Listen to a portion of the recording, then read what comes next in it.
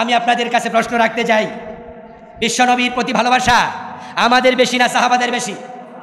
একটু জোরে বলুন, কার বেশি? কত গুণ বেশি হিসাব করা যাবে? কিন্তু রাসূলুল্লাহর জন্মদিন কোন সাহাবী কি পালন করতেন?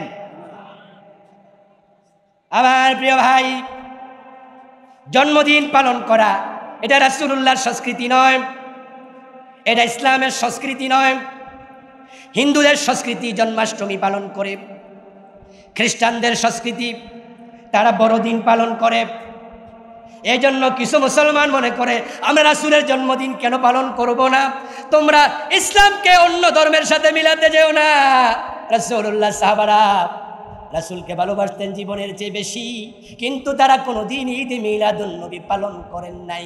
ঈদে মিলাদুন্নবী নামক কোনো ঈদ কোরআন হাদিসে কোথাও পাওয়া যায় না। আল্লাহর হাবিব ঈদ করেছেন দুটা, একটার নাম ঈদুল ফিতর আর একটার নাম ঈদুল আজহা। এখন আপনারা নতুন করে আরেকটা বানালেন ঈদুল মিলাদুন্নবী। আচ্ছা, রাসূলের জন্মদিবস কি বারে ছিল? একটু প্লিজ জোরে বলেন, কি বারে? ইয়েস, সোমবার। এটা হাদিসে পাওয়া যায়, মুসলিম শরীফে আসছে, সুইলান নবী সাল্লাল্লাহু আলাইহি ওয়াসাল্লাম আন সাওমি ইয়াউমিল ইসনাইন ফাকালা যালিকা ইয়াউম বুলিতু ফি ওয়া বুইসতু ফি। প্রিয় নবীকে প্রশ্ন করা হলো, সোমবারে আপনি রোজা রাখেন, রাসূলুল্লাহ বৃহস্পতিবারও রোজা রাখতেন, সোমবারেও রাখতেন। হে রাসূল, সোমবারে রোজা রাখেন, এর কারণটা কি, ফজিলত কি? রাসূল বললেন, সোমবার হচ্ছে এমন একটি দিন যেই দিনে আমি জন্মগ্রহণ করেছি, যেই দিনে আমি নবুয়ত পেয়েছি। তাহলে একটু দয়া করে আবার বলুন তো, রাসূলের জন্মদিন কি বার? এবার রবিউল আউয়ালের 12 তারিখ কি বার? বৃহস্পতিবার। তাহলে এবার রবিউল আউয়ালের 12 তারিখ কি বার হবে? বৃহস্পতিবার। কি বার? রাসূলের জন্মদিন ছিল কি বার? এবার বাংলাদেশে যারা বৃহস্পতিবারে ঈদে মিলাদুন্নবী করবেন, আপনাদের বিবেকের কাছে আমার প্রশ্ন, যে রাসূলের জন্ম সোমবারে নিশ্চিত, তো বৃহস্পতিবারে কিসের ঈদ বানাইলেন? আবার দ্বিতীয় প্রশ্ন, রাসূলুল্লাহর জন্মদিনে তিনি খিচুড়ি খাইতেন না রোজা রাখতেন? জোরে বলুন, খিচুড়ি খাইতেন না রোজা রাখতেন? এখন বাংলাদেশের যারা ঈদে মিলাদুন্নবী পালন করে, তারা সোমবারে রোজা রাখে কয়জন? বরং সেদিন তারা গরু জবাই করে খিচুড়ি খাবে। ঠিক না? ঠিক না? তো রাসূল করতো কি, তোমরা করো কি? আবেগের নাম ইসলাম না, দলিলের নাম ইসলাম। ঠিক না? সুন্নাহ মানো, সুন্নাহ মানো প্রিয় ভাই। ঈদে মিলাদুন্নবী যারা পালন করে, রাসূলের প্রতি তাদের ভালোবাসা আছে, তা নিয়ে আমার কোনো সন্দেহ নাই, কিন্তু তারা ভালোবাসাকে প্রাধান্য দিল, কুরআন হাদিসের দলিলকে তারা ভুলে গেল। অথচ দলিল ভিত্তিক ভালোবাসা লাগবে। ঠিক না? রাসূলের প্রতি ভালোবাসা আবু তালেবের ছিল কিনা? জোরে বলতে হবে, ছিল কিনা? কিন্তু দলিল কি মানতো? আবু তালেব কুরআন সুন্নাহর দলিল মানতো না, ভালোবাসাটা দিয়েছে। আপনারা দলিল ভুলে গেলেন কেন? দলিল ভুললে আবু তালেবের মতো হওয়া লাগবে। আজকে বড় আফসোস, যারা বেদাতি তারাই অধিকাংশ নামের আগে সুন্নি লাগায়। সুন্নি নামের আগে লেখার জিনিস নয়, কোন সাহাবী নামের আগে সুন্নি লাগায় নাই, আশিকে রাসূল লাগায় নাই। আচ্ছা, আবু বকর সিদ্দিক রাদিয়াল্লাহু তাআলা আনহু, উনার নামের আগে আশিকে রাসূল কোনদিন লেখা দেখেছেন? আল্লাহর হাবিবের প্রকৃত আশিক তো তারাই, যেদিন থেকে রাসূলুল্লাহ সাল্লাল্লাহু আলাইহি ওয়াসাল্লাম বলেছিলেন, আবু বকর যে কোনো সময় হিজরতের অর্ডার হতে পারে, আমি আল্লাহর কাছ থেকে জেনেছি তুমি হিজরতের সাথী হবে, প্রস্তুত থাকিও। সেদিন থেকে হিজরত পর্যন্ত আবু বকর আর গভীরভাবে ঘুমান নাই। রাতের বেলাও জেগে থাকতেন, কবে আবার অর্ডার এসে যায়, কবে ডাক পড়ে যায়, রাসূলুল্লাহর আবার দেরি হয় নাকি। উহুদের যুদ্ধের দিন যখন যুদ্ধ চরম আকার ধারণ করেছে, সাহাবারা যখন দিক বিদিক যুদ্ধের মাঠে ছড়িয়ে পড়েছে, প্রিয় নবীজি একা হয়ে গেলেন। আল্লাহর হাবিবকে লক্ষ্য করে কাফেররা যখন তীর মারছে, বর্ষা নিক্ষেপ করছে, হযরত তালহা রাদিয়াল্লাহু তাআলা আনহু বিশ্ব নবীর সামনে গিয়ে বলি, ইয়া রাসূলুল্লাহ, আপনি কোনো দিকে ছুটবেন না, ছুটাছুটি করবেন না, আপনি দাঁড়ায়া থাকেন, আমি তলহা আপনার জন্য ঢাল হয়ে গেলাম। যেদিক থেকে তীর আসে তলহা নিজের বুকটা পেতে তীরটা বুকে গ্রহণ করে।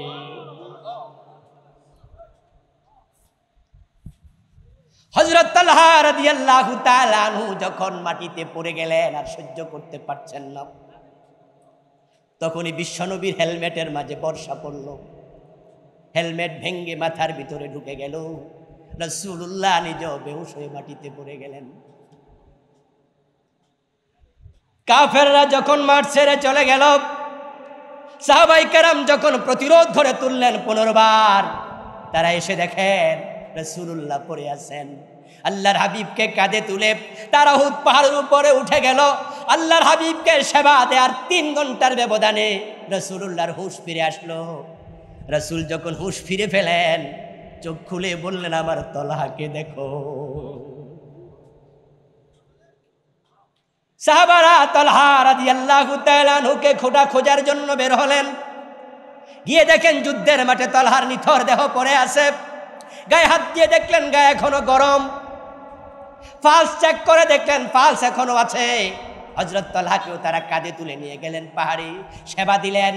হযরত তলহা রাদিয়াল্লাহু তাআলা আনহুর গায়ের মাঝে, বুকের মাঝে 70টির বেশি তীর এবং বর্ষার আঘাত তারা খুঁজে পেয়েছেন। তারা প্রকৃত আশিকে রাসূল, কিন্তু তারা নামের আগে সুন্নি লেখেনি, আশিকে রাসূল লেখেনি। রাসূলকে তারা ভালোবাসে, কাজ দিয়ে প্রমাণ করেছে জান্নাতে যেতে হলে নবীর সুন্নাহ মেনে ভালোবাসার প্রমাণ দিতে হবে।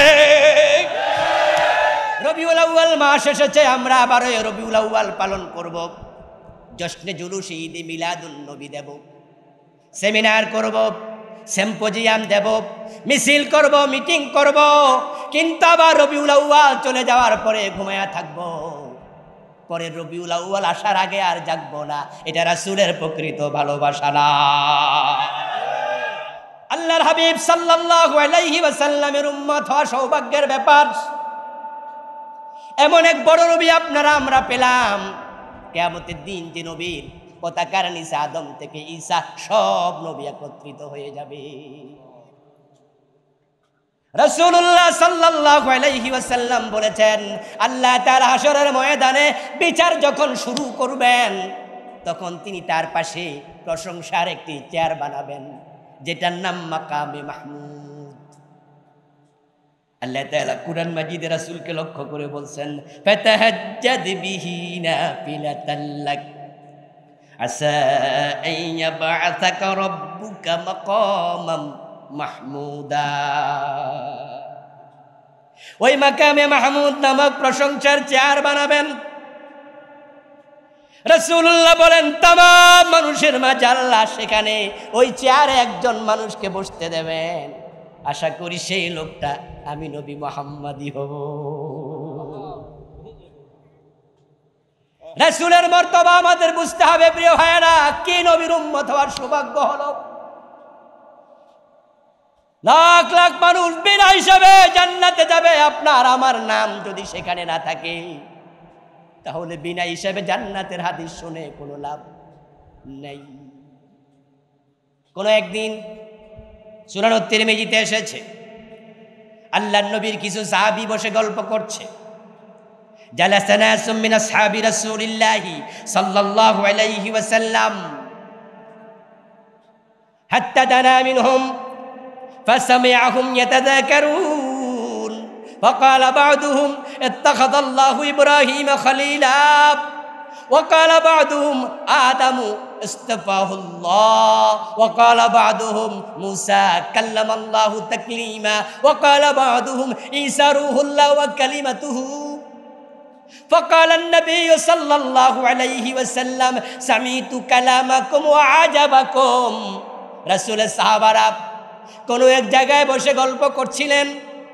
রাসূলুল্লাহ সাল্লাল্লাহু আলাইহি ওয়াসাল্লাম তাদেরকে দেখে ওই মজলিসের দিকে আস্তে আস্তে করে আগাচ্ছিলেন। রাসূল আসতেছে, তারা খেয়াল করেন নাই, তারা নিজেরা মনোযোগ দিয়ে কথা বলছেন। রাসূল কাছে গিয়ে তাদের কথাগুলো নিজের কানে শুনতেছেন। একজন বলতেছে, ইব্রাহিম অনেক বড় নবী, আল্লাহ তাকে খলিল বানাইছে।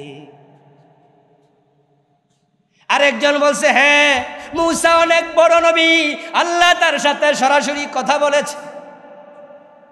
আরেকজন বলে, আদম অনেক বড় নবী, তাকে আল্লাহ সফিউল্লাহ উপাধি দিছে, তাকে মানুষের বাবা হওয়ার জন্য, প্রথম নবী হওয়ার জন্য নির্বাচিত করছে।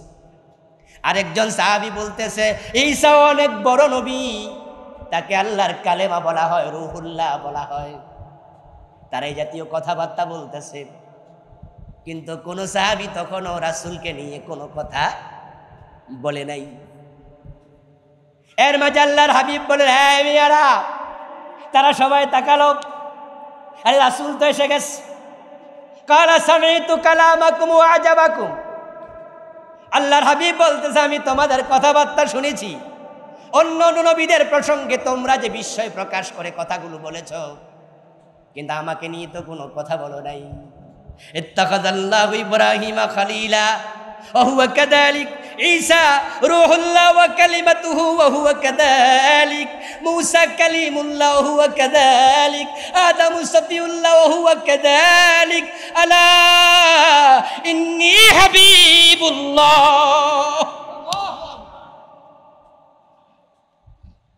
ও আমার সাহাবারা শোনো, মূসা কালিমুল্লাহ কথা সঠিক, ওয়া হুয়া কাযালিক এটা সঠিক, ঈসা রূহুল্লাহ সঠিক, ইব্রাহিম খলিলুল্লাহ সঠিক, আদম সফিউল্লাহ সঠিক, কিন্তু আমার ব্যাপারে শোনো, আলা ইন্নী হাবিবুল্লাহ, আমি হলাম আল্লাহর হাবিব।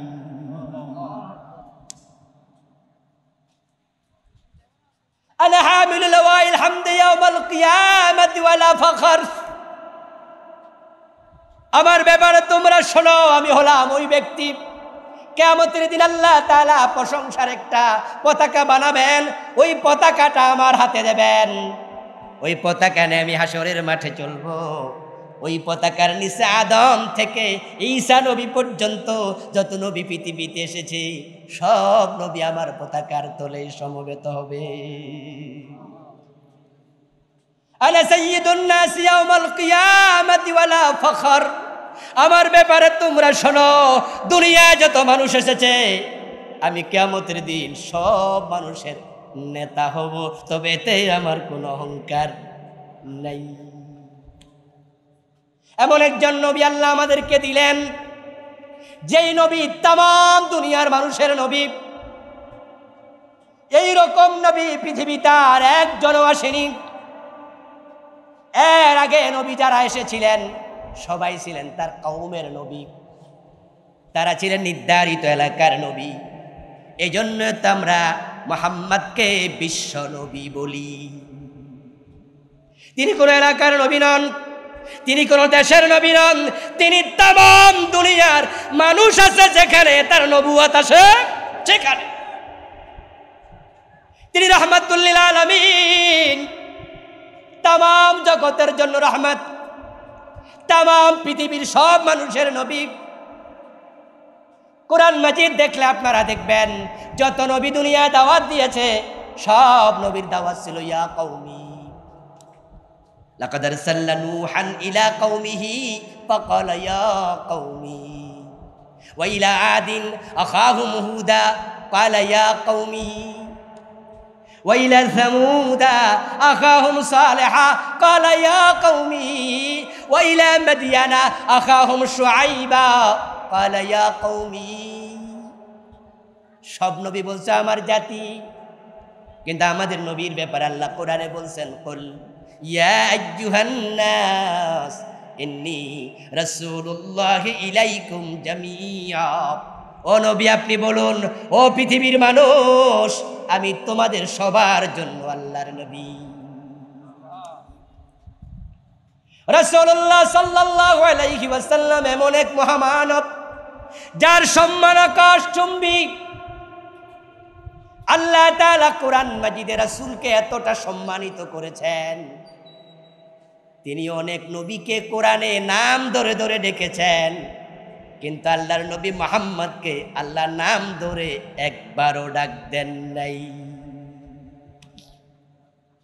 রাসূলুল্লাহ এত সম্মানিত আল্লাহর কাছে, তিনি একবার ইয়া মুহাম্মদ বলেন নাই। কোরআন মাজিদে হযরত ইব্রাহিমকে আল্লাহ ইব্রাহিম বলে ডেকেছেন, ইয়া ইব্রাহিম কা সাদ্দাকতা রুইয়া ইয়া আদম উসকুন আনতা ওয়া যাওজুকাল জান্নাহ ইয়া ইয়াহইয়া খুযিল কিতাবা বিকুওয়া ইয়া মূসা লা তাখাফ ওয়া মা তিলকা বিয়ামিনিকা ইয়া মূসা ইয়া যাকারিয়া ইন্না নুবাশশিরুকা বিগুলাম ইসমুহু ইয়াহইয়া। এভাবে নাম ধরে ডেকেছেন। আর কোরআনে আল্লাহ বারবার বলেছেন ইয়া আইয়ুহান নবী, 13 বার বলেছেন। সুবহানাল্লাহ পড়েন। ইয়া আইয়ুহান নবী হাররিদিল মুমিনিনা আলাল কিতাল। ইয়া আইয়ুহার রাসূল বলেছেন 2 বার। ইয়া আইয়ুহার রাসূল বাল্লিগ মা উনজিলা ইলাইকা মির রাব্বিক। আল্লাহ তাআলার সম্মানিত নবী আমাদের মাঝে আসলেন। কিয়ামতের দিন রাসূলুল্লাহর উম্মত হবে জান্নাতে সবচেয়ে বেশি। সুবহানাল্লাহ পড়েন। আহলুল জান্নাহ মিয়াতু ওয়া 20 সাফা।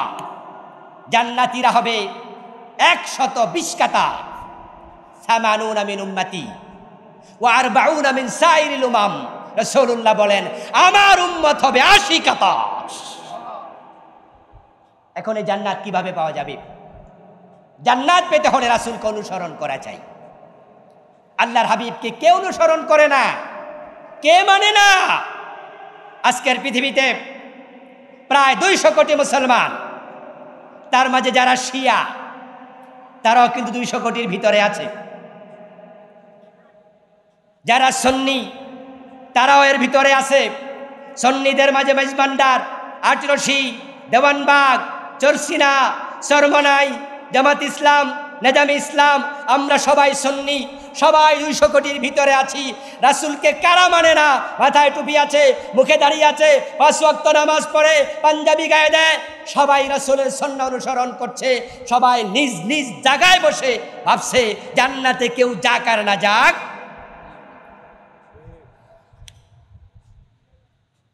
আল্লাহর হাবিবকে কেউ অনুসরণ করে না। আমরা সবাই বলি আমরা নবীর উম্মত, অনুসরণ করি। এক জায়গায় ঝামেলা, সেটা হলো রাসূলকে আমরা অনুসরণ করি, কথা বেঠিক নয়, কথা সঠিক। তবে রাসূল মানি ততক্ষণ, সুবিধা আছে যতক্ষণ, বিপদ আছে যেখানে, রাসূল মানে না সেখানে।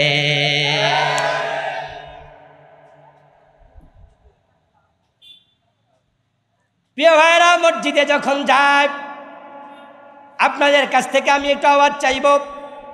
দয়া করে আওয়াজ দিয়ে বলুন তো মসজিদে কোন পা দিয়ে ঢোকে? আবার বলুন কোন পা বের হয়, কোন পা? এ নিয়ে কারো দ্বিমত আছে? কারণ রাসূলুল্লাহ সাল্লাল্লাহু আলাইহি ওয়াসাল্লাম ডান পা দিতেন মসজিদে ঢুকতে, বের হতে তিনি বাম পা দিতেন। এই সুন্নাহ যারা সরমনাই তারাও মানে, যারা সরসিনা তারাও মানে, যারা মেজবান্ডারি তারাও মানে, যারা দেওয়ানবাগি তারাও মানে, যারা আটরশি তারাও মানে। আমরা যারা কোনো ফিরের মুরিদ না, আমরা মানি না? আমরাও মানি। বিএনপিও মানে, জাতীয় পার্টিও মানে, আওয়ামী লীগও মানে। কে মানে নাই সুন্নাহ? সব মুসলমান মানে। মসজিদে ঢুকে আল্লাহু আকবার বলে যখন নিয়ত বাঁধি, আল্লাহু আকবার বলে তাকবীরে তাহরিমার নিয়ম কে মানে না? সবাই মানে।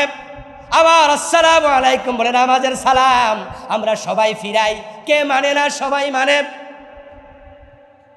কিন্তু বন্ধু, এই রাসূলের সুন্নাহ মেনে মসজিদে ঢোকা মানুষগুলো, বাম পা দিয়ে সুন্নাহ মেনে মসজিদ থেকে বের হওয়া মানুষগুলো যখন রাজনৈতিক জীবনে যায়, যখন আদালতে বিচারক হয়ে বসে, এমপি হয়ে সংসদে ঢোকে, মন্ত্রী হইয়া দেশ চালায়, তখন কোরআন রাসূলের সুন্নাহর আলোকে আর দেশ চালায় না। কুমিল্লা জজ কোর্ট আছে না? নেই? জজ কোর্টের মাঝে যারা বিচারক আছে, ম্যাজিস্ট্রেট আছে, 5 ওয়াক্ত নামাজ পড়ে এমন বিচারকও আছে না? নাই? জোহরের নামাজ পড়ার জন্য ওই বিচারক, জজ সাহেব অথবা ম্যাজিস্ট্রেট সাহেব মসজিদে ঢুকলো, ইমাম সাহেব 2 রাকাত পড়ার পরে আত্তাহিয়াতু পড়ার জন্য বসা দরকার, কিন্তু ইমাম ভুলে গেছে, বসতে ভুলে যাইয়া তিনি দাঁড়ায় গেছে, দাঁড়ানো শুরু করছে। আমরা ইমামের সাথে দাঁড়াবো না লোকমা দেব, সতর্ক করব, লোকমা দেব। জজ সাহেব লোকমা দিলেন। জজ সাহেব বুঝেছেন ইমাম সাহেব বসা দরকার, দাঁড়ায় গেছে, দাঁড়ানো শুরু করছে, ভুল হয়ে গেছে, তাই লোকমা দিলাম। আলেম ওলামারা একটু বলবেন, আর যারা নন আলেম আছেন, আলেম না মাসালা জানেন, তারাও বলবেন। ফরজ নামাজ 4 রাকাত যদি হয়, 2 রাকাত পরে আত্তাহিয়াতুর জন্য প্রথম বৈঠক ফরজ না ওয়াজিব? ওয়াজিব। জজ সাহেবও মাসালা জানে, তাই ইমাম সাহেব ভুল করেছে, ওয়াজিব ছেড়ে দিয়েছে, উনি লোকমা দিলেন। কিন্তু সকাল 10টায় আদালতে বসে 1টা পর্যন্ত যতগুলা বিচার করলেন, কোরআনের আইনে একটা বিচারও জজ সাহেব করে নাই। লোকমা দিয়া নামাজ শেষে আবার আদালতে বসে বিকাল 4টা পর্যন্ত যতগুলা মামলার রায় দিলেন, একটাও কোরআনের আলোকে দেয় নাই। আল্লাহর কোরআনের আলোকে রায় দেয়া নফল না ফরজ? ওয়াজিব না ফরজ? গুরুত্ব বেশি ওয়াজিবের না ফরজের? জজ সাহেব ডান পা দিয়া মসজিদে ঢুকলো, সুন্নাহ মানলো। ইমাম সাহেব ওয়াজিব তরক করলো, লোকমা দিল, কিন্তু আল্লাহর আইনে একটা বিচারও করলো না, ফরজের খবর নাই। কারণ তিনি বলবেন, যদি আল্লাহর আইনে বিচার করি চোর ধরা পড়েছে, জজ সাহেবের কাছে সাক্ষী সব কিছু প্রমাণিত হয়েছে, চোর চুরি করেছে, প্রমাণিত হওয়ার পরে উনি বললেন তাকে 2 বছরের জেল দেয়া হলো। আপনি যদি বলেন জজ সাহেব চোর ধরে হাত কাটো, এটা আল্লাহর কোরআনের আইন, এটা ফরজ বিধান, আমার নবী মুহাম্মদ বলেছে আমার মেয়ে ফাতেমা চুরি করলে তার হাত আমি কেটে দেব, আপনি কেন চোরের হাত কাটলেন না, 2 বছরের জেল দিলেন, আল্লাহর আইন কেন মানলেন না? জজ সাহেব বলবে এই রায় দিলে আমার চাকরি থাকবে না। তাহলে বোঝা যায় মসজিদে সুন্নাহ মানে আদালতে মানে না।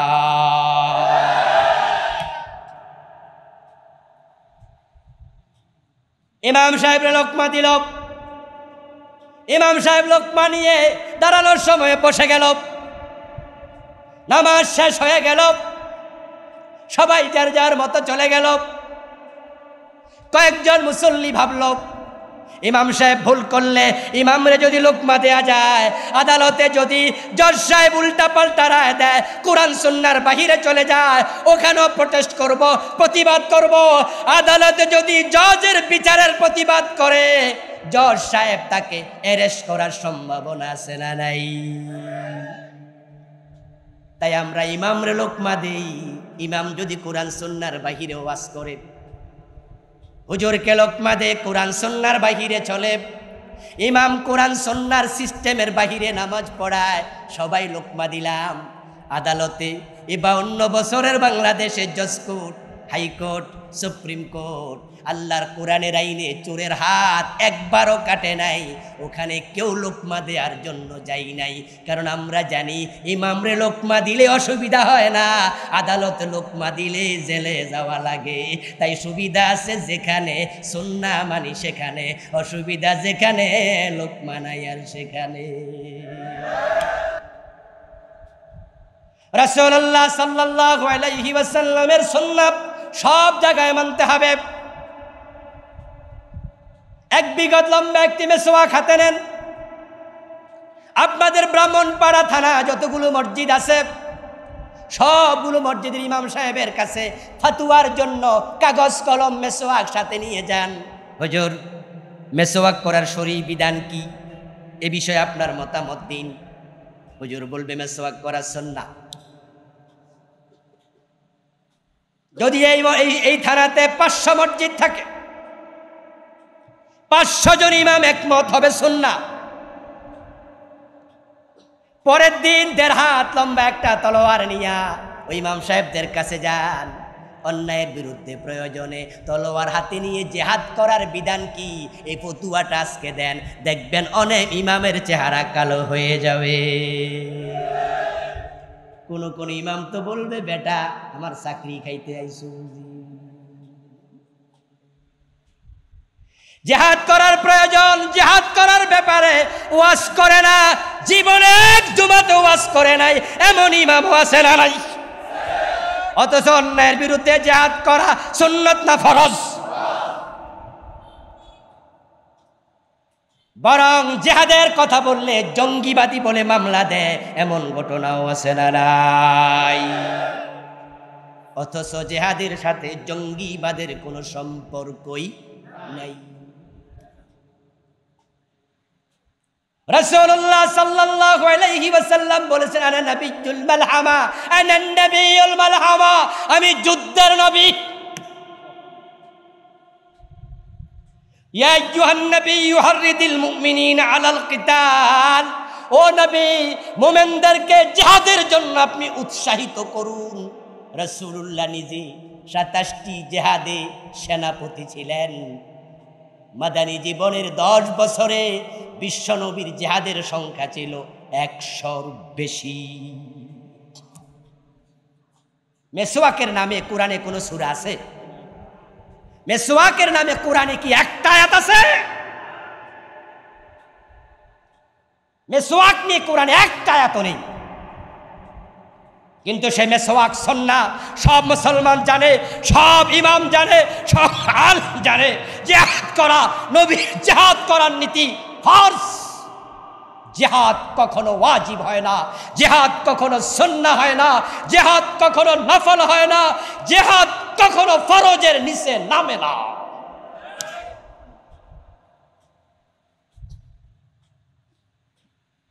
রমজান মাস আসলে একটা আয়াত আমরা সবাই বেশি বেশি ওয়াজ শুনি, কুতিবা আলাইকুমুস সিয়াম। শুনি না? অর্থ কি? খুলে দেন। অর্থ কি? কুতিবা আলাইকুমুস সিয়াম অর্থ কি বলেন না? তোমাদের উপর রোজা নফল করা হয়েছে, সুন্নাহ করা হয়েছে, ওয়াজিব করা হয়েছে। কি করা হয়েছে সবাই জানেন? কুতিবা আলাইকুমুস সিয়াম অর্থ হলো তোমাদের উপর জিহাদ, তোমাদের উপর সিয়াম ফরজ করা হয়েছে। আল্লাহর কোরআনের একই শব্দের আয়াত, কুতিবা আলাইকুমুল কিতাল, একই শব্দ কুতিবা, তোমাদের উপর জিহাদ ফরজ করা হয়েছে। যতদিন পর্যন্ত মুসলমানরা জিহাদকে ফরজ মনে করেছে, অন্যায়ের প্রতিরোধ করেছে, অন্যায়ের প্রতিবাদ করেছে, মুসলমানের সামনে দাঁড়িয়ে কোন জালেম কথা বলার সাহস করেনি।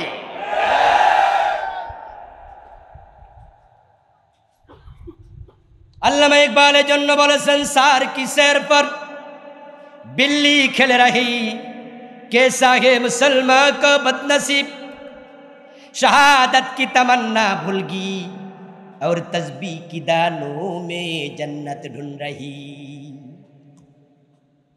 আল্লামা ইকবাল বলেন, তোমরা তো ছিলে সিংহের জাতি, আজকে বিড়ালগুলো সিংহের মাথায় লাফালাফি করছে, কারণ তোমরা শাহাদাতের তামান্না ভুলে গিয়েছো। এখন তোমরা তলোয়ার নিয়ে জিহাদ করা তোমাদের কাছে আর ফরজ নাই, এটা হয়ে গেছে নফল। কারো কারো কাছে প্রয়োজনীয়।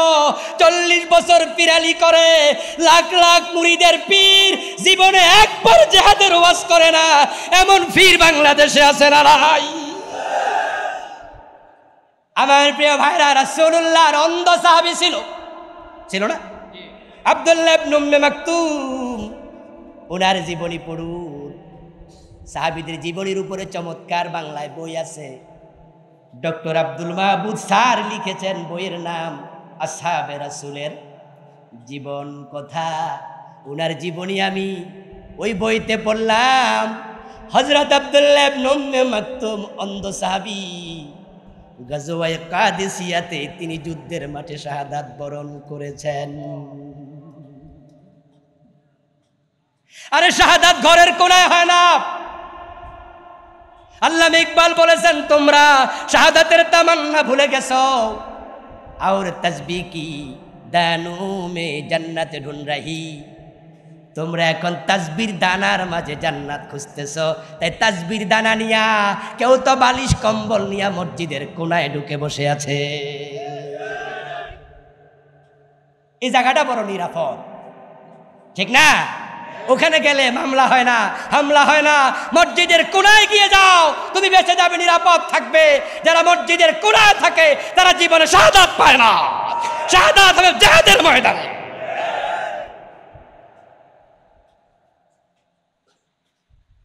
আল জান্নাতু তাহতা জিলালিস সুয়ুফ।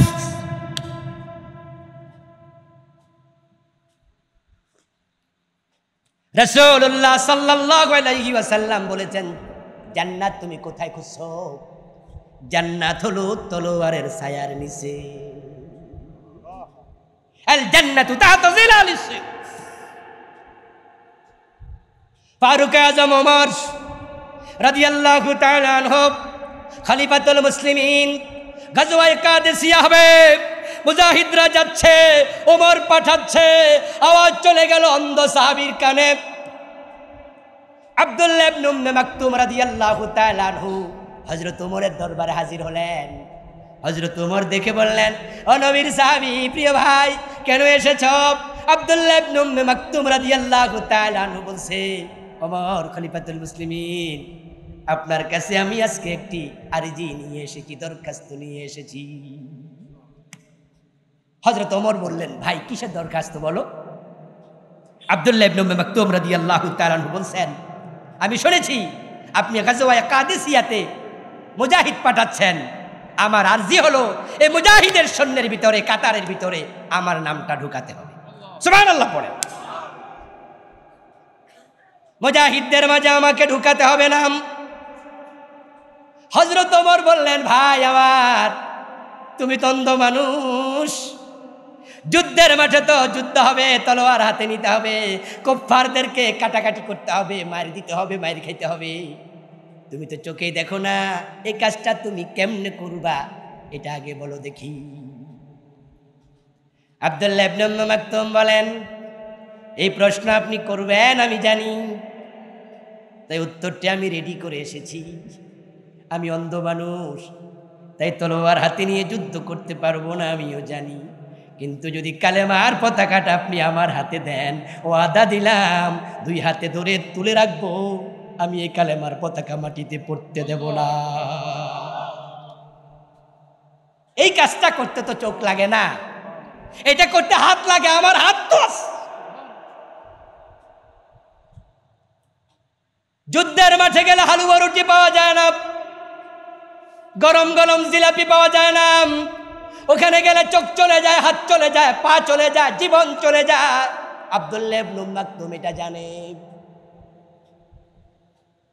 তিনি বলতেছেন, আমার কত সতীত্ব, যুদ্ধের মাঠে গিয়ে শহীদ হয়েছে, হাসতে হাসতে জান্নাতের মেহমান হয়ে গেছে। আমার চোখ নাই। প্রিয় নবীজি আমাকে যুদ্ধের মাঠে আহ্বান করেননি, বরং তিনি যাওয়ার সময় যুদ্ধে আমাকে মসজিদ নববীর ইমাম বানায়া দিতেন। আমি ইমামতি করতাম মসজিদ নববীতে তার অনুপস্থিতিতে।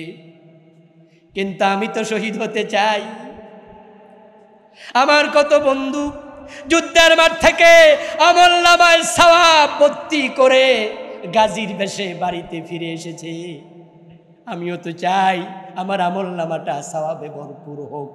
এই জন্য আজকে দরখাস্ত নিয়ে আসছি, আমাকে আপনি ফিরাইয়েন না। উনারা আবেগ দেখে ওমর রাদিয়াল্লাহু তাআলা আনহু, সেনাবাহিনীর প্রধান যিনি, যুদ্ধের যিনি সিপাহসালার ছিলেন, ওই যুদ্ধের নেতাকে বললেন, কালেমার পতাকাটা আজকে আব্দুল্লাহ ইবনে উম্মে মাকতুমের হাতেই দিও। গাজওয়ায়ে কাদেসিয়াতে চলে গেলেন। যুদ্ধ শুরু হলো। আব্দুল্লাহ ইবনে উম্মে মাকতুম রাদিয়াল্লাহু তাআলা আনহু কালেমার পতাকা 2 হাতে উচ্চকিত করে ধরে আছেন, তুলে ধরে আছেন। যুদ্ধ শুরু হওয়ার পরে মাঠে যখন মুসলমান যোদ্ধারা ছড়িয়ে পড়ল, আব্দুল্লাহ ইবনে উম্মে মাকতুম রাদিয়াল্লাহু তাআলা আনহু একা হয়ে গেলেন। কালেমার পতাকা যার হাতে, সে যে মুসলমান তা চিনতে কাফেরদের কষ্ট হওয়ার কথা। ওনাকে তীর মারা হলো, ধনুক মারা হলো, তীর মারা হলো, বর্ষা মারা হলো। এক পর্যায়ে আব্দুল্লাহ ইবনে উম্মে মাকতুমের লাশ মাটির মাঝে পড়ে আছে। যুদ্ধ শেষ। সাহাবারা আসলো যুদ্ধের মাঠে, এসে দেখে ইবনে উম্মে মাকতুম শহীদ হয়ে গেছে, কিন্তু উনার 2 হাত কালেমার পতাকা এখনো ধরে আছে। উনি 2 হাত কালেমার পতাকা থেকে মৃত্যু পর্যন্ত সরান নাই। আমার প্রিয় ভাইরা, আমরা যখন কোথাও একটু ব্যথা পাই, ব্যথা পাওয়ার পরে যে জায়গায় চোট লাগে, যে জায়গায় ব্যথা লাগে, সেখানে একটু ডলা দিলে মজা লাগে না? ব্যথা একটু কমে না? আরে ভাই, মশা কামড়ালে তো আমরা ডলা একটু মজা পাই।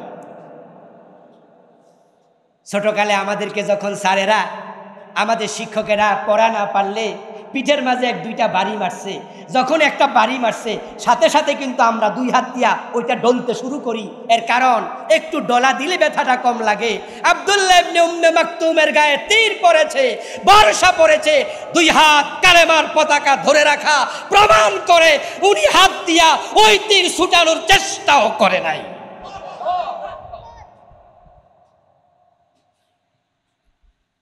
আজকে আমরা রাসূলের সুন্নাহ মানি সুবিধা মতো।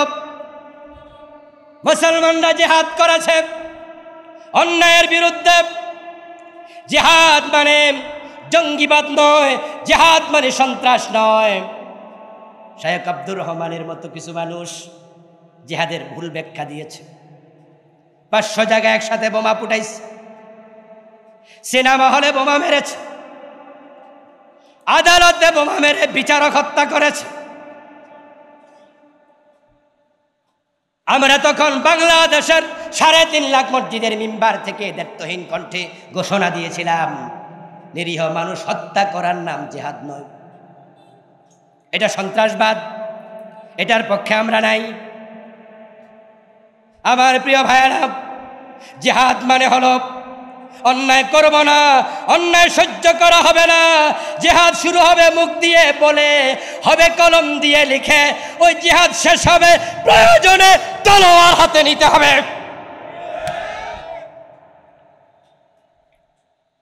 অন্যায়ের বিরুদ্ধে প্রতিবাদ করার নাম হলো জিহাদ। মুসলমানরা জিহাদ করার জন্য আরব থেকে চলে এসেছে ভারতে, স্পেনে চলে গেছে তারিক বিন জিয়াদ রাহমাতুল্লাহি আলাইহি জিহাদ করার জন্য। এখন তো মুসলমানরা অন্যায়ের প্রতিবাদ করে না। অন্যায়ের প্রতিবাদ যখন থেকে ভুলে গেছে, তখন থেকে সিংহের মাথার উপরে ওই বিড়ালের বাচ্চাগুলো লাফালাফি শুরু করেছে।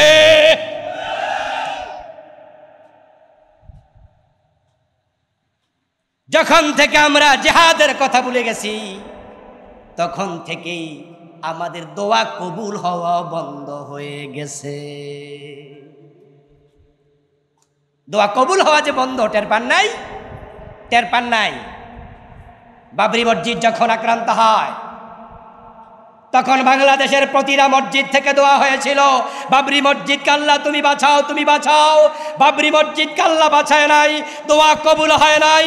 বাবরি মসজিদ ভেঙেছে, বাবরি মসজিদের জায়গায় রাম মন্দির তৈরি হয়েছে।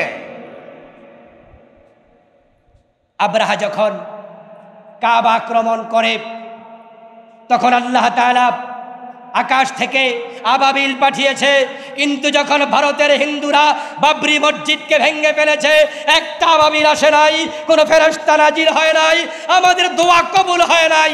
কারণ হলো আল্লাহর কাবা বাঁচানোর জন্য মক্কার সীমানায় কোনো মুসলমান ছিল না, তাই আল্লাহ আকাশ থেকে আবাবিল পাঠিয়েছে। যেই বাবরি মসজিদ ভারতে, সেখানে মুসলমানের সংখ্যা 25 কোটির বেশি। যদি সেখানে মুসলমানরা এগিয়ে আসতো, 2-4 লাখ শহীদ হতো, আকাশ থেকে আবারও ফেরেশতা আসতো।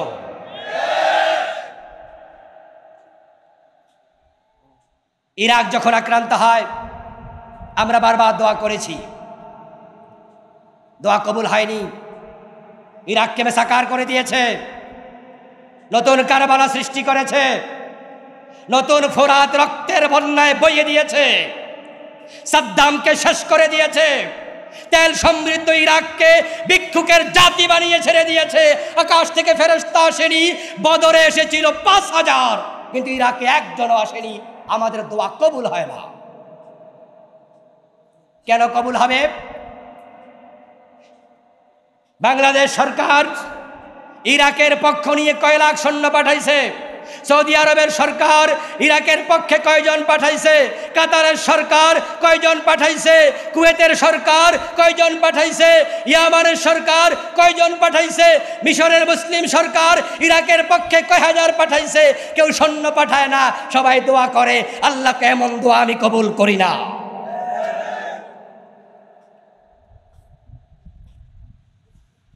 মায়ানমারে লক্ষ লক্ষ মুসলমানকে পাখির মতো গুলি করল,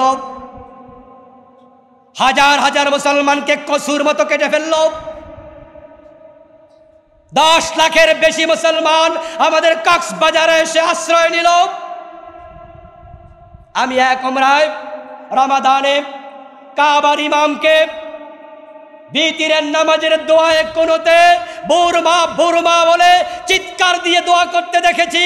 কবুল হয়নি কাবার ইমামের দোয়া, কবুল হয়নি আমাদের দোয়া। মায়ানমারের মুসলমান শেষ করে দিয়েছে তারা, লাখ লাখ উদ্বাস্তু হয়েছে। কবুল কেমনে হবে? 200 কোটি মুসলমান। ওই মায়ানমারে কয় হাজার সৈন্য পাঠাইছো? মুসলমান রাষ্ট্রের সংখ্যা 65টা, যাতে আমাদের ওআইসিতে আছে 57টা। তারা সবাই যদি একটা মিটিং করত, মুসলমানরা একজোট হয়ে বলতো জাতিসংঘকে মায়ানমারের সরকারকে থামাও, না হয় পাকিস্তান পরমাণু বোমা ত্যাগ করবে, তুরস্ক আধুনিক সৈন্য পাঠাবে, কাতার ইয়ামান বাহরাইন কোটি টাকা দেবে। বাংলাদেশের মুসলমান বলতো আমরা 15 কোটি মুসলমান আছি, বাস হাতে নিয়ে সামনে যাব। জাতিসংঘ থামাতো, একটা ডাক দিলে তারা থামতে বাধ্য হতো। কিন্তু না, কেউ থামাবে না, সবাই দোয়া করে, আল্লাহকে দোয়া কবুল হবে না। قال النبي صلى الله عليه وسلم لتأمرن بالمعروف ولتنهبن عن المنكر أو لا يوشكن الله أن يبعث عليكم عذابا من عنده ثم لتدعنه فلا يستجاب لكم। প্রিয় নবী 1400 বছর আগে বলে গেছেন, তোমরা যদি অন্যায় বাধা না দাও, সৎ কাজের জন্য বেরিয়ে না যাও, তাহলে একটা সময় আসবে তখন তোমাদের উপর আযাব এবং গজব আসবে। তখন তোমরা দোয়া করবা, দোয়া কবুল হওয়া বন্ধ হয়ে যাবে। রাসূলকে অনুসরণ করতে হবে জীবনের বটম থেকে টপ, পাকঘর থেকে সংসদ ভবন। রাসূলকে অনুসরণ করতে হবে যুদ্ধের ময়দানে, রাসূলকে অনুসরণ করতে হবে মসজিদের ভিতরে। জীবন আছে যেখানে রাসূলের সুন্নাহ থাকবে সেখানে।